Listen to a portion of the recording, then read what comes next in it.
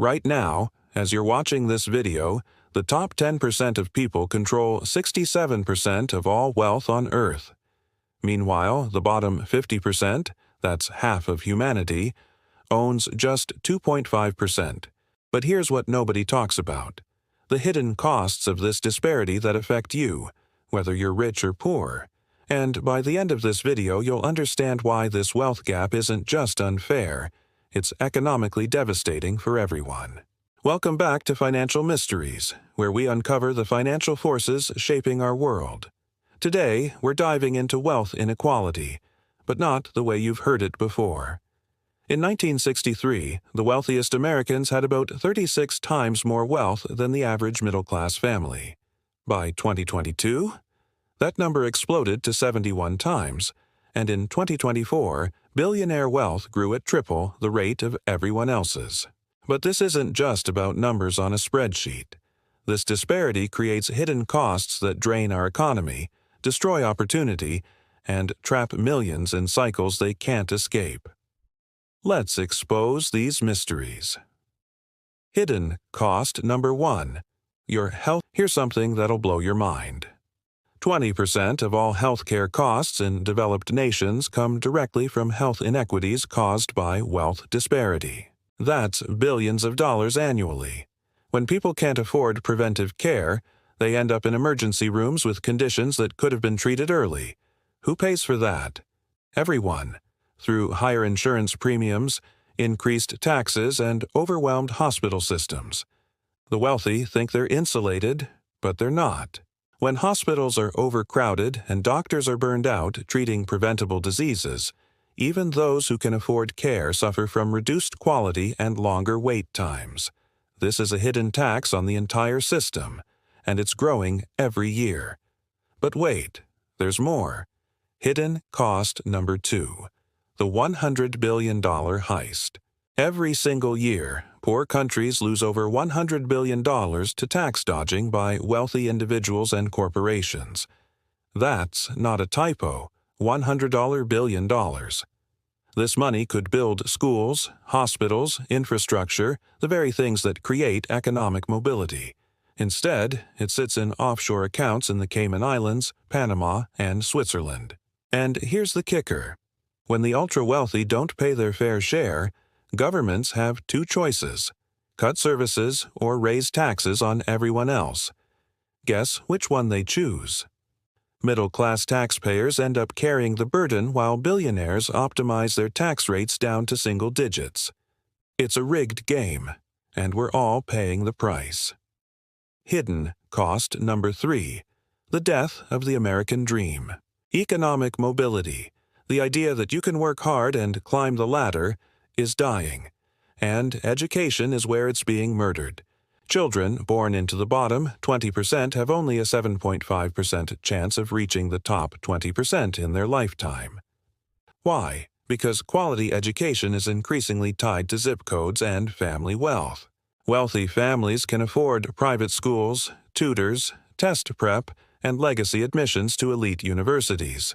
Poor families, they're stuck in underfunded public schools with outdated textbooks and overwhelmed teachers. This creates a perpetual poverty cycle. Without education, there's no high-paying career. Without a high-paying career, there's no wealth to pass to the next generation. The gap doesn't just persist, it compounds. And society loses the potential innovations, businesses, and contributions from millions of talented people who never got a fair shot. Now, you might be thinking, hasn't inequality always existed?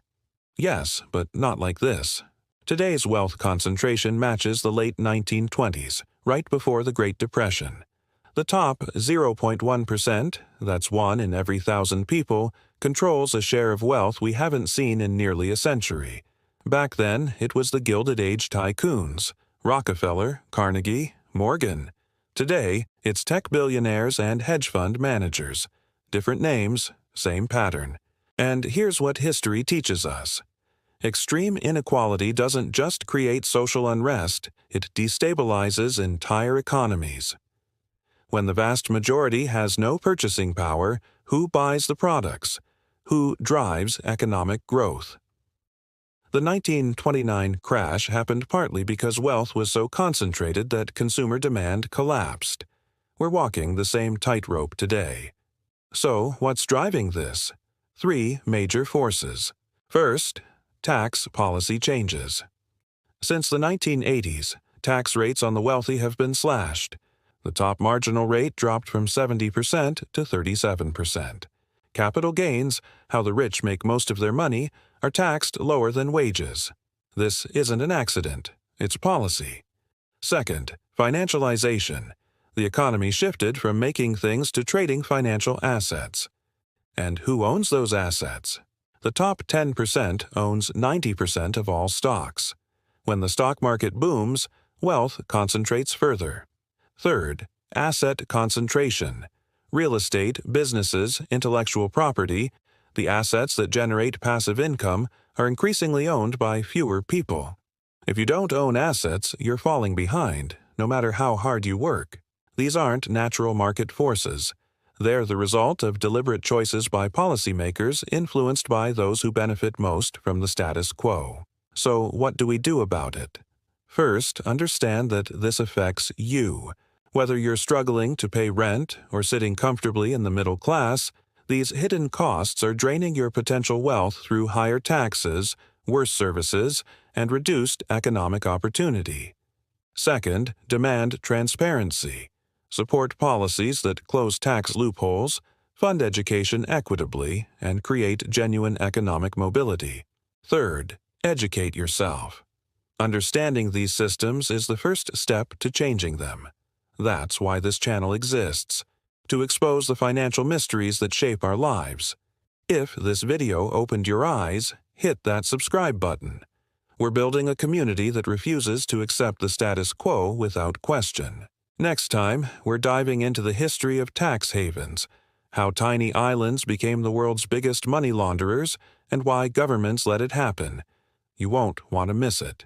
Until then, keep questioning, keep learning, and remember, financial mysteries only stay mysteries if we don't shine a light on them.